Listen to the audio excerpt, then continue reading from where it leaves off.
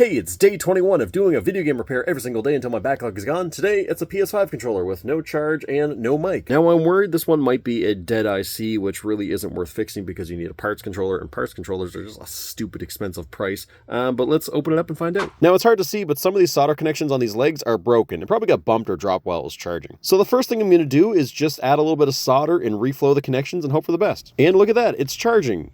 Kind of. If I flip the charge cord around, it no longer charges, and it is super wiggly, so we're going to have to change the whole port. So unfortunately, because of the Canada Post strike, I won't be able to order new parts for this, so I thought I was just going to have to shelf this for a little while, but I remembered I have PS5 controller parts, including this board. So I'm just going to pull the charge port off this and put it into this and hope for the best. Pulling one of these ports off is quite simple to do, however, you need to be paying attention the entire time because accidents happen.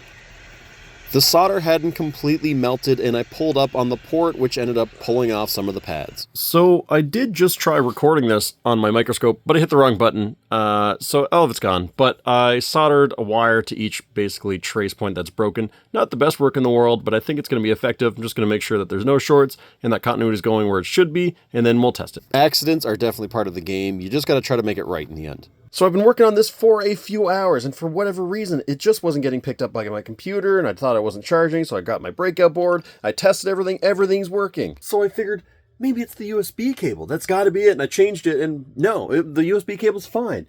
And there was one last thing that I just didn't think to check. When I plug my controller in, I get the boot sound saying that there is a device that's being recognized. So I was like, well, there's something wrong with the controller, but no, I've hooked up another controller, it's just the site's not working today for whatever reason. Literal hours. But we have it all hooked up now, and you can see that there's a little bit of drift in the right analog stick, so we'll fix that. But more importantly, if we look up here, there is a mic tester. Hello, computer. Yeah, it looks good. Solder mask applied, and these potentiometers have been replaced. Oh, that reminds me. Once it's full, we give someone away. It's reassembled, calibrated, and tested again, so I guess we can get rid of this sticker here. Oh. You know, really, I'm just ashamed of myself on that one. Save the consoles.